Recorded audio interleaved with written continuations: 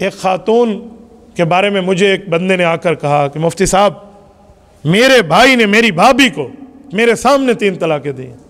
میں نے کہا تو ایک گواہ ہے کوئی دوسرا تو لے آ, ہم تو ایسے فتویٰ ایک طرح پہ گواہ پہ میں کیسے لکھ دوں. اس نے کہا جی دوسرے گواہ میں 2 عورتیں ہیں. میں نے کہا پھر ٹھیک ہے, شریعت نے کہا رجل و امرأتان, 1 مرد ہو 2 عورتیں ہوں کم از کم, یا 2 مرد ہوں گواہی ہو جاتی ہے. انہوں نے کہا ایک میری اماں ایک میری بہن ہے, وہ جانتی ہیں. میں نے کہا اگر گواہی کے لیے فتویٰ چاہیے تو گواہوں کو آپ کو لانا پڑے گا. وہ الحمدللہ پردے میں گھر میں لے کر آ گئے.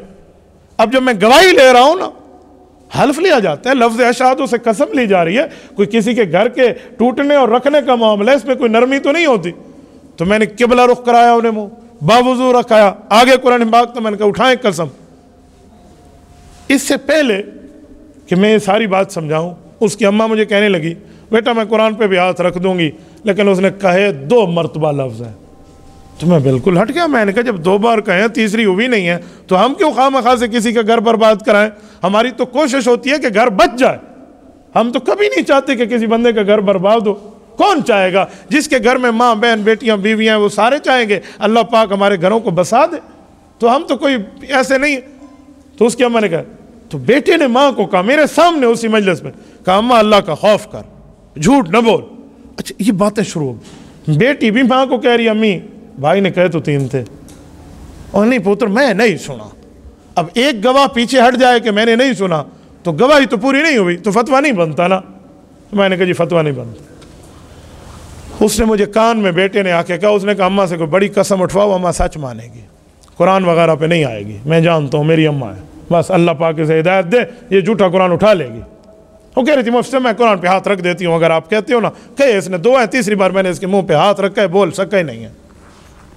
چھوٹا بھائی کہہ رہا ہے ایسی بات نہیں ہے, 3 کے بعد ہاتھ رکھا ہے. اس دوران میرے ذہن میں ایک ترکیب آئی کہ یہ تو قرآن پہ ہاتھ رکھنے پہ تیار ہے, انہیں رکھ دیا تو فتویٰ تو انہیں کے حق میں جائے گا, حالانکہ جھوٹا ہے. بیٹا بیٹی دونوں کہہ رہے ہیں.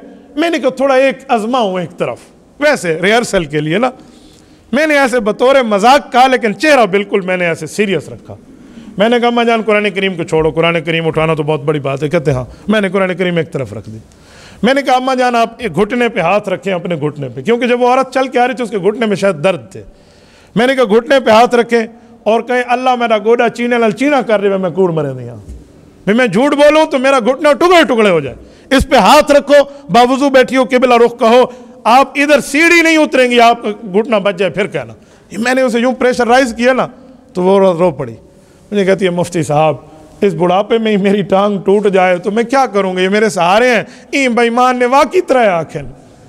کہتے واقعی اس نے 3 کہے ہیں, میں جھوٹ نہیں بولتی, بس اب میں کیا کروں, میں تو اپنی بہو کا گھر بچانا چاہتی. انا للہ و انا, یہ گھر بچانا ہے یا برباد کرنا ہے؟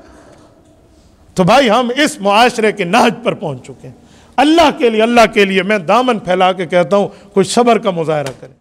تبارك الذي نزل الفرقان على عبده ليكون للعالمين نذيرا.